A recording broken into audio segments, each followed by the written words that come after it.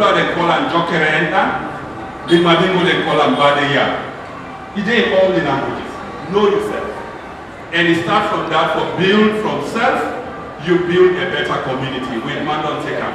Today, with man they come all around, they use the same model than what we people in the use. They say community development, community engagement, use of community in public health, community.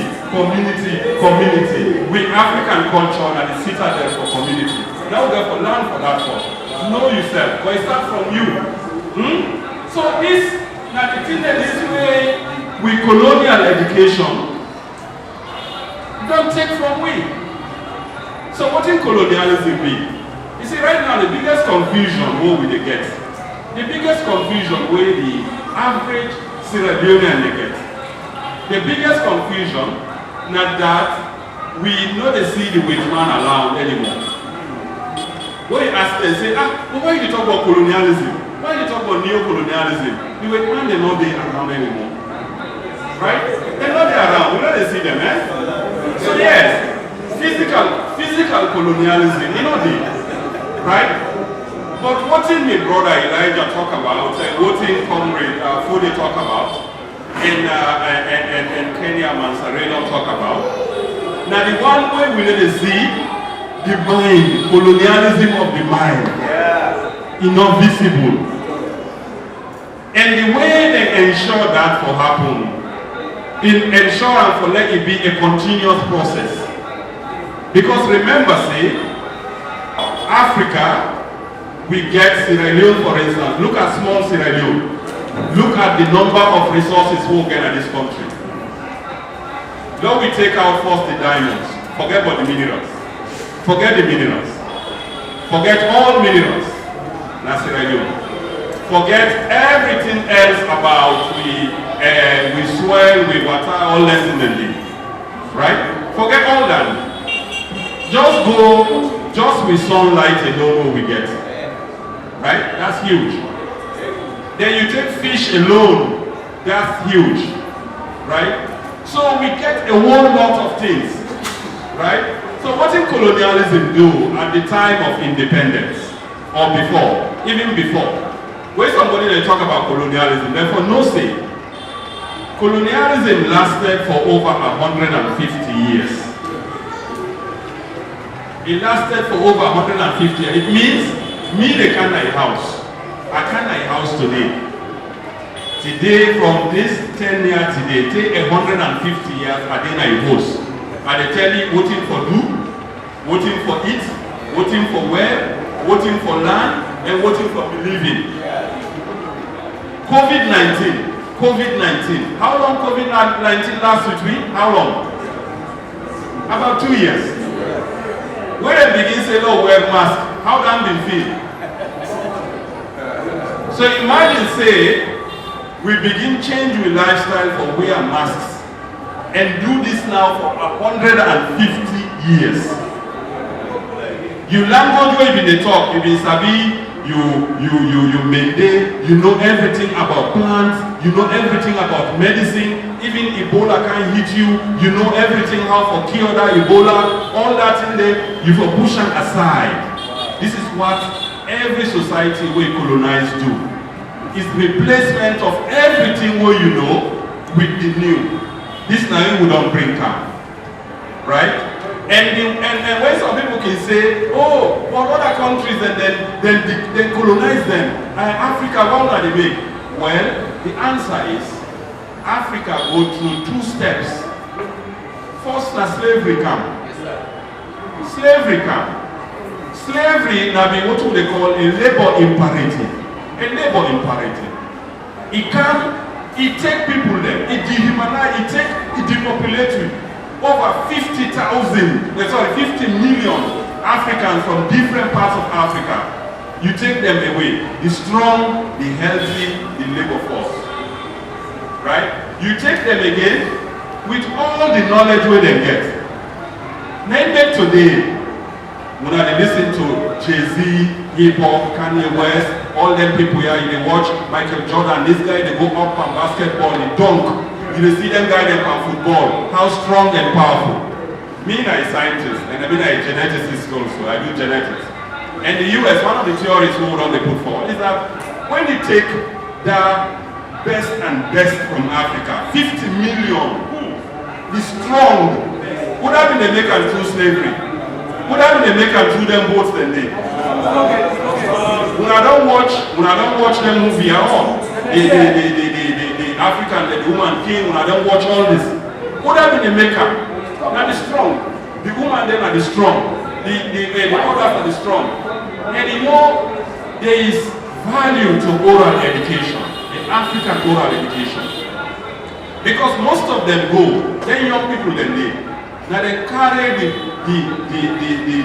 the burden of carrying that knowledge when they take from Africa through their oral knowledge. Now it makes so today, you go listen to jazz music, blues music, hip-hop, you listen to R&B, but all getting roots from Africa, and then learn, then take them all the way. They were not, then the way person can say, oh, book learning, pass you read and write, and no. The oral knowledge, then they convey, and it pass on generations to generations. Who don't watch now, the language you cry. The language you cry, the documentary. We link the Millenium, Jabati, from the Dayline to the Gula community in South Carolina. Just one language, just one a song, where they all they sing, and that song they continue throughout the generations. So you see that the knowledge systems have been there in Africa. And then you look at why they take them first in the first place. Why did they take slaves them away from the continent? Well, now because, again, we get a knowledge systems in agriculture will not be available to the West. We get a knowledge systems, African farming and knowledge systems in cotton. In so many things will not be available to the West. So because of that, they also make sure they can tap into that knowledge systems and that educational system. So all of them then have the power. Imagine say when colonialism comes, colonialism is a territorial imperative. Colonialism na be a territorial thing, they just can kapu take territory them.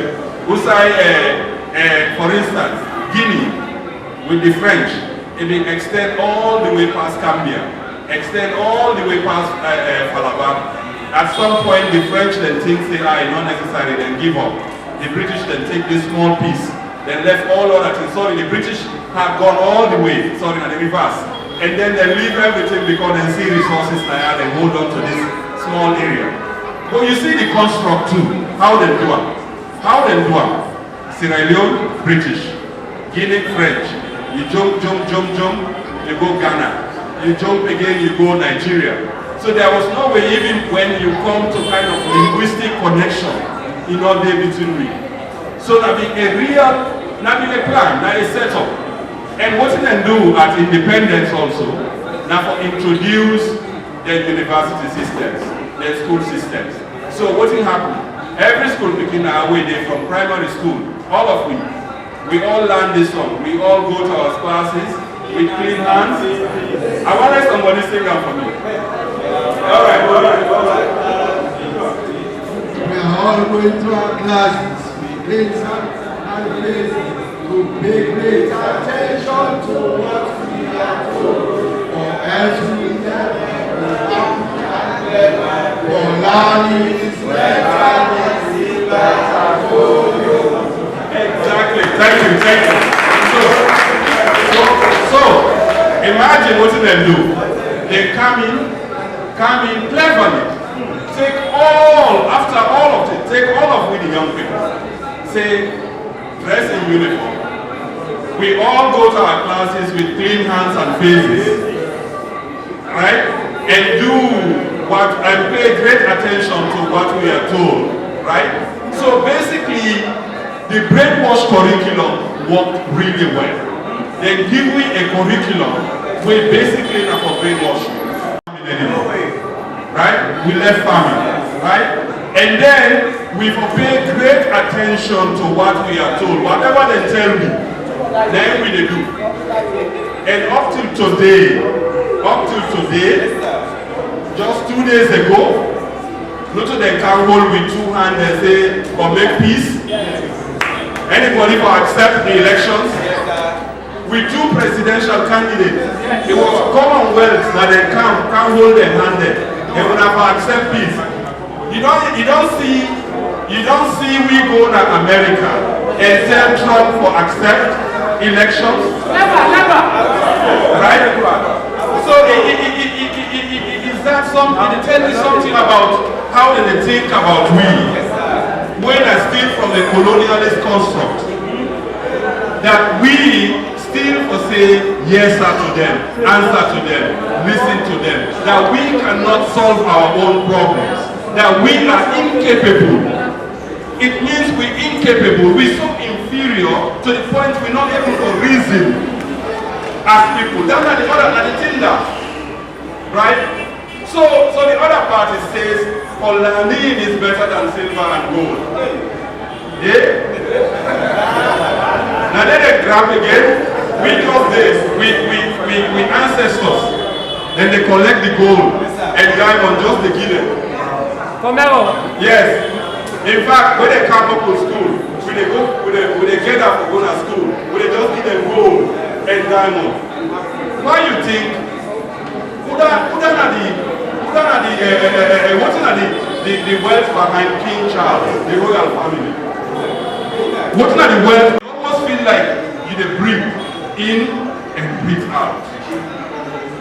When you look, almost all the educated Africans, and all of them, and that's why I can always in Sierra Leone, I only read Professor Abulai, when put an opinion, or maybe I read Professor Jimmy Kande, or a few people, and then I look across from Sierra Leone.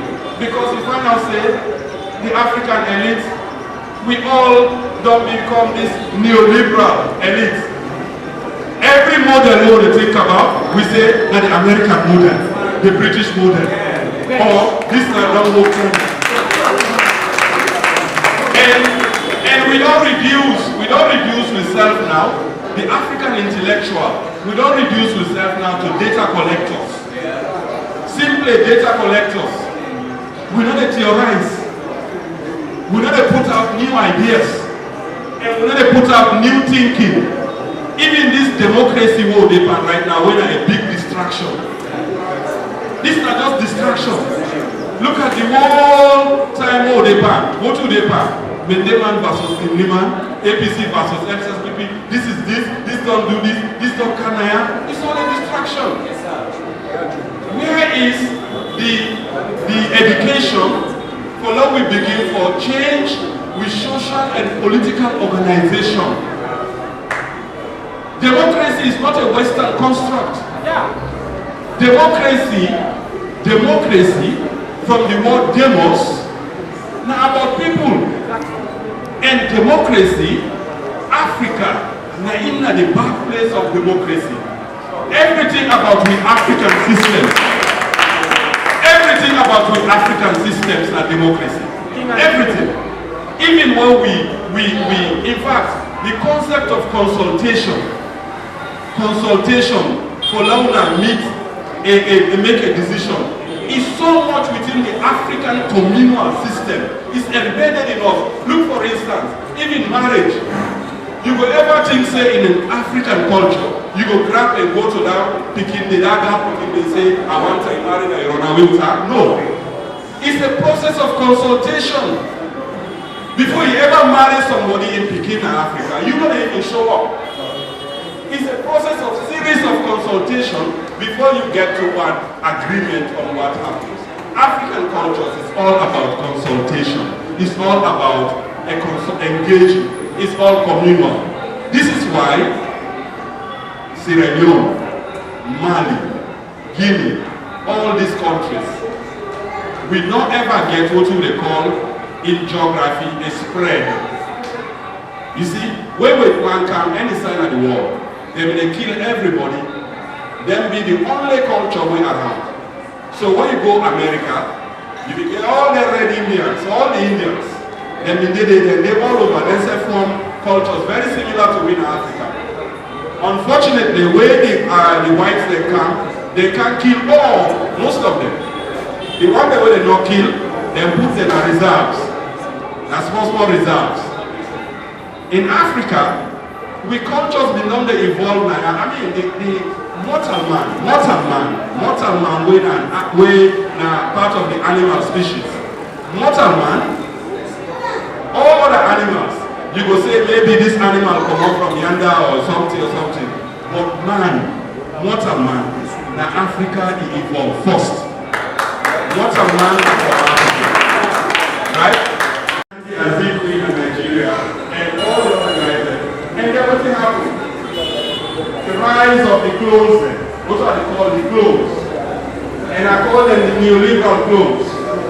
So now the rise of the neoliberal clones across continents. So they clones that don't they now too much. Will they go now, all man they go get it.